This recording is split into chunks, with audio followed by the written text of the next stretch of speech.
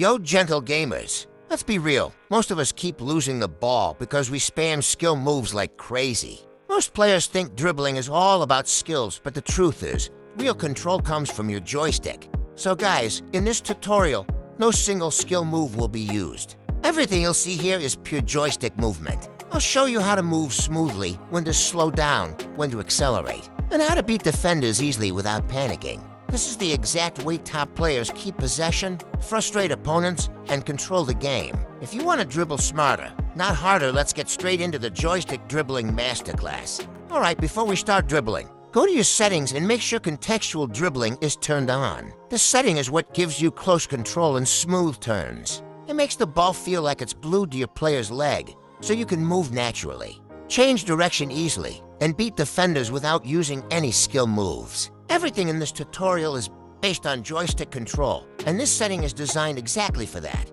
Now, if you don't really joystick dribble and you play a different style, you can leave it off. But if you want to master joystick dribbling, make sure this is turned on. No excuses.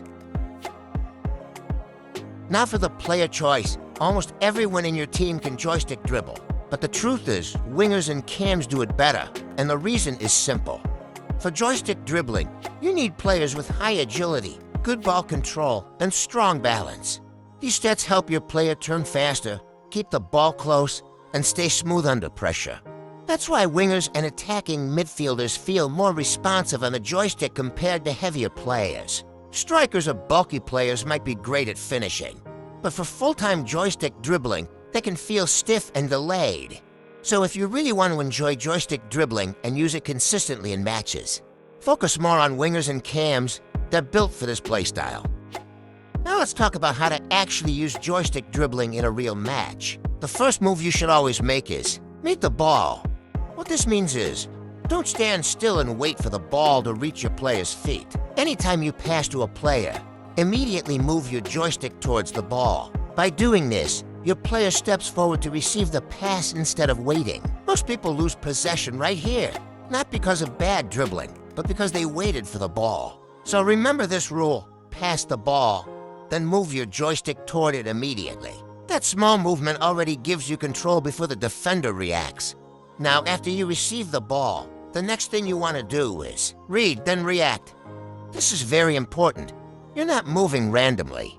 You're reacting to what the defender is doing or what he's about to do.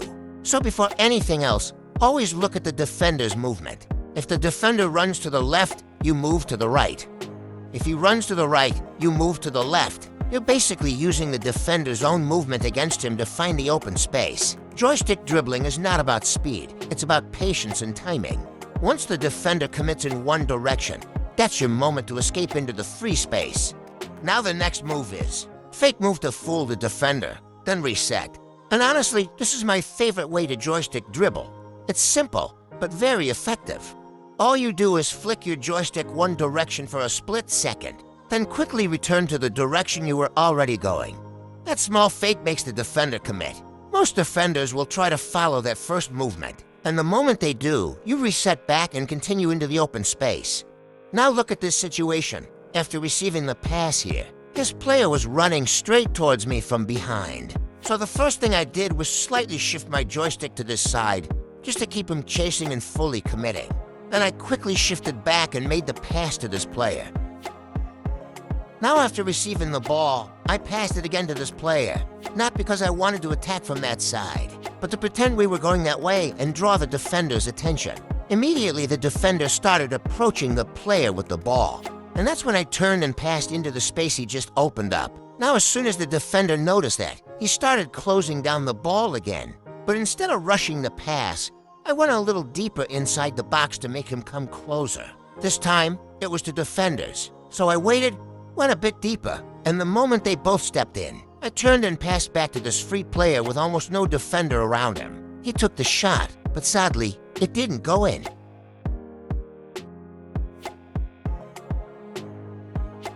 Look at how smooth this is. You're not trying to beat the defender with speed.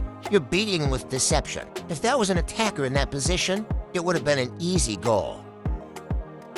Right here, I'm running forward with the ball, and his defender starts approaching me. The moment I see that, I turn immediately just enough to make him think I'm going to follow that direction.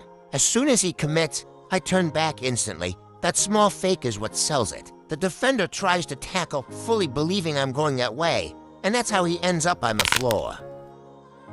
Right here, my striker is running forward with the ball, and his defender is already very close, chasing me down.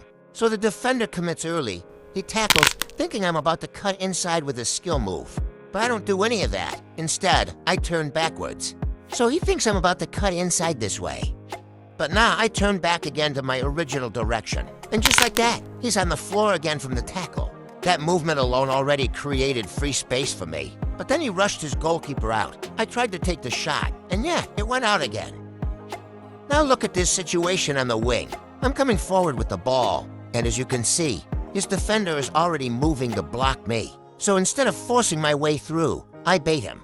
First, I shift my joystick slightly in this direction, making it look like I'm about to cut inside and go for goal.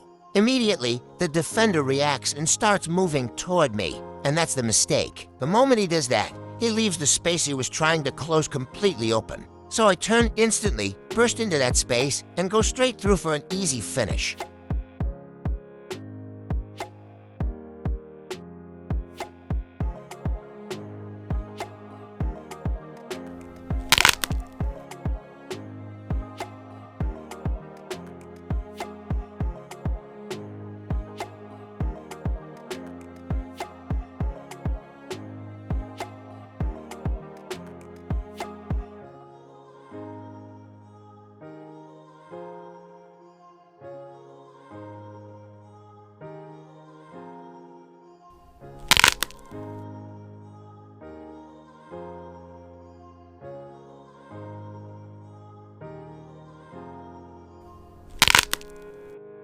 Now the next move is called the deceleration cut. This move is all about slowing down to get past the tackle. All you have to do is, you run straight at the defender at full speed. As soon as he gets close enough to tackle, you take your finger off the sprint button and move your joystick slightly sideways. That sudden slowdown throws his timing off. Once you pass him, you start sprinting again and continue your run or pass. Think of it like a car taking a sharp turn. You have to slow down first to turn tight and avoid the crash.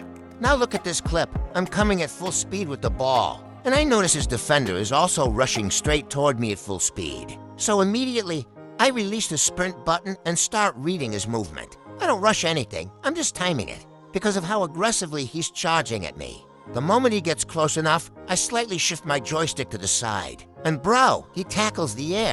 Bro literally knelt down there in confusion. From there, I'm already past him, so I calmly pass the ball to the next player above.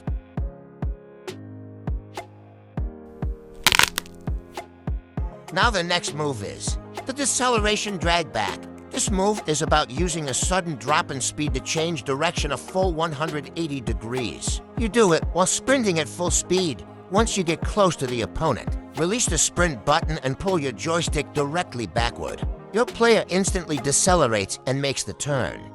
Now look at this clip. My player is running with the ball, and his defender is coming right beside me. The moment he gets close enough, I release the sprint button and turn backwards immediately. He tried to tackle, but was already too late. Now watch this, same thing again. I'm coming at full speed, carefully timing his movement. As soon as I feel him closing in, I release the sprint button and turn instantly. He tackles again, but once more, he's got dribbled. That's the power of the deceleration dragback. Now you can also cut in from the wing and score finesse shots. But this time you have to make sure the opponent is very close beside you, and both of you are moving at high speed. Now look at this. I was sprinting at full speed with his defender right beside me chasing. I timed it perfectly, released the sprint button, turned, and scored, leaving him with an empty tackle.